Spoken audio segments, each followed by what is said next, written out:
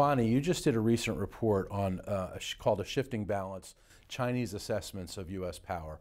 What did you find in that report that the Chinese are, how did the Chinese view us? We often in this country have an ongoing dialogue about what we think of the Chinese, but you turned it around a little bit and said, you know, what did the Chinese think of us? This has been a very important variable in the past in shaping Chinese policy toward the United States and frankly toward the rest of the world. When the Chinese are certain that the United States is in a very strong position, then they are more cautious in their foreign policy. They avoid confronting the United States, and they try to work within the widely accepted international norms and regulations. So the big question that I examine in this paper is Chinese debates over whether or not the United States is a declining power.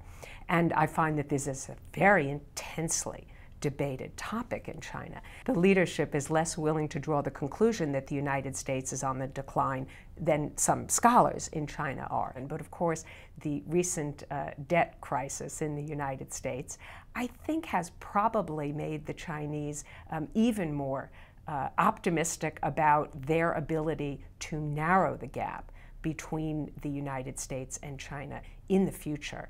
And I think that they will see opportunities that potentially they can take advantage of. Is their overall goal to overtake the United States as far as being the U.S. being the only superpower? Do they hope to achieve superpower status and at the same time see the U.S. decline and weaken? I don't think that the Chinese have the ambition to be a global superpower. In their own region, I think they would like to be the preeminent power.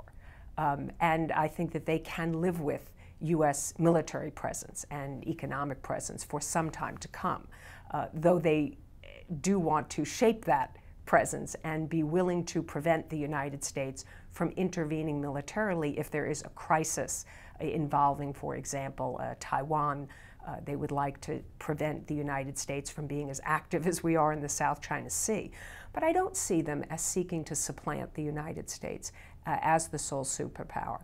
And I think that the Chinese are very ambivalent about U.S. decline, because a decline in the U.S. economy is not good for China and not good for the Chinese people. After all, we are the source of the market to buy so many of their exports. But having said that, having a power balance in the world is really in China's interests, where the United States cannot make decisions without other countries' support. The Chinese do not want the United States or other countries circumventing the United Nations, for example. So I think that they watch very closely U.S. power, the exercise of U.S. power, how we work with other countries around the world, and they worry about our intentions toward China, how we will deal with China's rise. Will we welcome its emergence?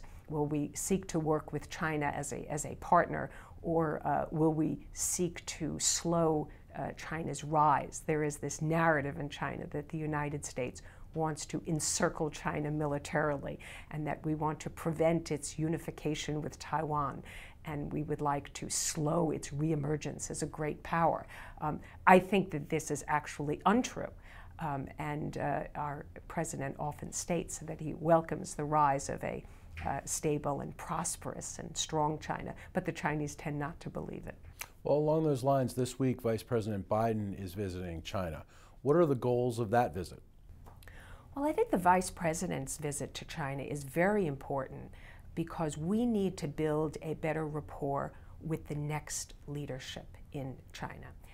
The current president and Secretary General of the Communist Party in China, Hu Jintao, will be stepping down from his party position in the fall of 2012 and then from his position as president in the spring of 2013. And the leadership transition is already underway. And the successor will be Xi Jinping. And this is the counterpart, of course, of Vice President Biden. I think that this visit of the Vice President comes at a time where there are many worries in China as well as around the world, and I think also in the United States, about the U.S. debt and how we are going to cope with our fiscal problems. And I think that that will probably be on China's minds, and the Vice President, having worked so closely in this process in Congress, will be able to talk with the Chinese, address some of their concerns, and to talk about how we can work together to solve some of these really pressing global economic issues and problems in our bilateral economic relationship. Do the Chinese see our ramped up diplomatic efforts with them as a sign of U.S. weakness, or do they see it as a sign of U.S. realism, pragmatism? How do they view it? I think that many people in China worry about the intentions behind the ramped up U.S. efforts in the Asia Pacific. I think that there are concerns about what Secretary Clinton has talked about as our return to Asia. They do see, as I mentioned, that the United States is working with some of their very close neighbors. From their perspective, they see it as the U.S. seeking to divide China from neighboring countries, to drive a wedge between China and some of its neighbors, and to ensure that China doesn't intimidate its neighbors, and particularly on issues like the South China Sea, which have been so divisive. But the Chinese should not, I believe, lose sight of the fact that the Obama administration is seeking to not only work with China bilaterally, but to include China in everything that it is doing in the Asia-Pacific region. And the Chinese should see that as presenting opportunities, not just challenges. Bonnie Glaser, thank you very much for your time. Thank you.